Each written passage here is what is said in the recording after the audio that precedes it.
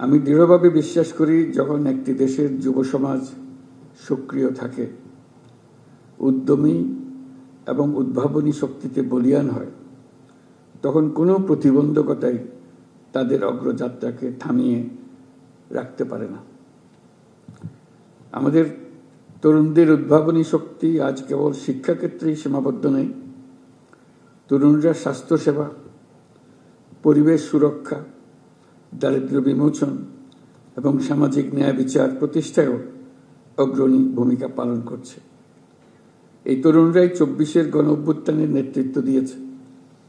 তরুণরাই যুগে যুগে এই দেশের ইতিহাস রচনা করেছে। আমাদের চলার পথে প্রতিনিয়ত নতুন নতুন চ্যালেঞ্জ আসবে। কখনো তা জনস্বাস্থ্যের সংকট, কখনো শিক্ষার অপর্যাপ্ত সুযোগ, আর কখনো পরিবেশগত বিপর্যয়। কিন্তু চ্যালেঞ্জগুলো নিয়ে হতাশ না হয়ে বরং এগুলোকে আমাদের নিজস্ব শক্তি দিয়ে ঐক্যবদ্ধভাবে মোকাবেলা করতে হবে। আশা করি এই কাজেও আমাদের তরুণরা নেতৃত্ব দেবে। স্বেচ্ছাসেবা কেবল আত্মমানবতার কল্যাণেই সীমাবদ্ধ নয়, এটি আত্ম উন্নয়ন, চরিত্র গঠন এবং নেতৃত্বের গুণাবলী বিকাশের এক আদর্শ মাধ্যম।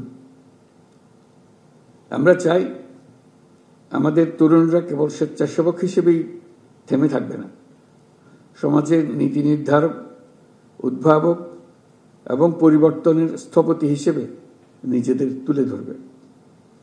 এটি তখনই সম্ভব হবে যখন তারা আত্মবিশ্বাসের সাথে নিজেদের গড়ে তুলতে পারবে, প্রয়োজনীয় দক্ষতা অর্জন করবে, নেতৃত্বের গুণাবলী বিকাশে মনোযোগী হবে। আজকের এই পুরস্কার কেবল একটি স্বীকৃতি নয়, এটি তোমাদের জন্য একটা উদাত্ত আহ্বান। তোমরা আরো সাহসী হও, আরো নেতৃত্ব দাও এবং সমাজের কল্যাণে নতুন ধারণা ও উদ্ভাবন নিয়ে কাজ করো। সমাজের প্রতিটি ক্ষেত্রে তোমাদের সক্রিয় অংশগ্রহণ অনেক ইতিবাচক পরিবর্তন আনতে পারে। স্বাস্থ্য খাতে তোমাদের একটি ক্ষুদ্র উদ্যোগ হাজারো শিশুকে রোগমুক্ত রাখতে পারে। শিক্ষাক্ষেত্রে তোমাদের সামান্য প্রচেষ্টা দেশের শিক্ষার মানকে বহুদূর এগিয়ে নিয়ে যেতে পারে। পরিবেশ রক্ষায় তোমাদের সম্মিলিত প্রয়াস আমাদের ভবিষ্যৎ প্রজন্মের জন্য একটি নিরাপদ ও সবুজ পৃথিবী নিশ্চিত করতে পারে। মনে রাখবে, তোমাদের প্রতিটি ছোট ছোট প্রচেষ্টাই দেশের জন্য মস্ত বড় অর্জনের পথ তৈরি করবে। আমি জানি স্বেচ্ছাসেবা বা যে কোনো মহৎ উদ্যোগের পথ মসৃণ নয়। সময়, অর্থ এবং মানসিক চাপে বহুবিধ চ্যালেঞ্জ সৃষ্টি করে। এর মধ্যে দিয়েই আমাদের ধৈর্য, সহনশীলতা ও নেতৃত্বের মতো মহৎ গুণাবলী অর্জন করে নিতে হবে। আমি যুব সমাজের প্রত্যেক সদস্যকে আহ্বান জানাই, তোমাদের মেধা, শক্তি ও সৃজনশীলতা দিয়ে সমাজের এবং দেশের উন্নয়নে ভূমিকা রাখো। তোমাদের সাফল্য কেবল ব্যক্তিগত অর্জনে সীমাবদ্ধ না রেখে অন্যদের জন্য অনুকরণীয় দৃষ্টান্ত করো। আমি বিশ্বাস করি, তরুণরা সক্রিয় থাকলে দেশের কোনো সমস্যায় আর অমীমাংসিত থাকতে পারে না।